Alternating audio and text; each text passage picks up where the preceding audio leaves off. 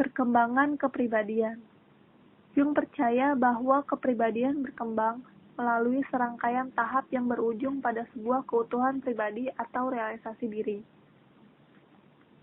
Jung menggarisbawahi tahap kedua dari kehidupan, yaitu periode usia 35 atau 40-an, di mana saat seseorang memiliki kesempatan untuk membawa seluruh aspek kepribadian secara bersama-sama untuk mencapai tahap realisasi diri.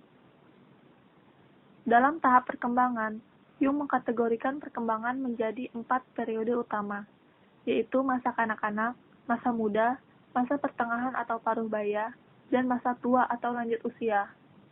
Dalam masa kanak-kanak, Jung membagi periode ini menjadi 3 bagian, yaitu anarkis, monarkis, dan dualistis. Fase anarkis dikarakterisasikan dengan banyaknya kesadaran yang kacau dan sporadis.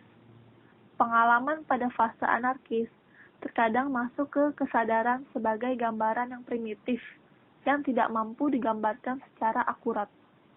Pada fase monarkis, dari usia ini dikarakterisasikan dengan perkembangan ego, dan mulainya masa berpikir secara logis dan verbal. Anak-anak akan melihat dirinya sendiri secara objektif dan kerap mendeskripsikan diri mereka sebagai orang ketiga. Ego sebagai penerima mulai tumbuh dalam fase dualistis. Pada saat ego terbagi menjadi objektif dan subjektif, anak-anak menyadari dirinya sendiri sebagai orang pertama dan mulai sadar akan eksistensinya sebagai individu yang terpisah. Pada masa muda, menurut Jung, masa muda seharusnya menjadi periode ketika aktivitas meningkat, mencapai kematangan seksual, menumbuhkan kesadaran, dan pengenalan bahwa dunia di mana tidak ada masalah, seperti pada waktu kanak-kanak sudah tidak ada lagi. Kesulitan utama yang dialami anak-anak muda adalah bagaimana mereka bisa mengatasi kecenderungan alami untuk menyadari perbedaan yang teramat tipis antara masa muda dengan kanak-kanak, yaitu dengan menghindari masalah yang relevan pada masanya. Keinginan ini disebut dengan prinsip konservatif. Pada masa pertengahan atau paruh baya, Jung percaya bahwa masa pertengahan atau paruh baya berawal dari usia 35 sampai 40 tahun. Jika orang di masa pertengahan dapat memegang teguh nilai moral dan sosial pada masa kecilnya, maka mereka dapat menjadi kokoh dan fanatik dalam menjaga ketertarikan fisik dan kemampuannya. Dalam usahanya menemukan idealisme, mereka akan berjuang keras untuk menjaga penampilan dan gaya hidup masa mudanya.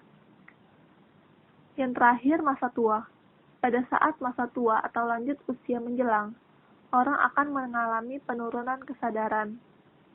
Jika orang merasa ketakutan dengan kehidupan di fase sebelumnya, maka hampir bisa dipastikan mereka akan takut dengan kematian pada fase hidup berikutnya. Takut akan kematian sering disebut sebagai proses yang normal. Tetapi Jung juga percaya bahwa kematian adalah tujuan dari kehidupan, dan hidup hanya bisa terpenuhi saat kematian terlihat. Realisasi diri. Kelahiran kembali psikologis atau terkadang disebut dengan realisasi diri atau individualisasi adalah proses untuk menjadi seseorang atau seseorang secara utuh.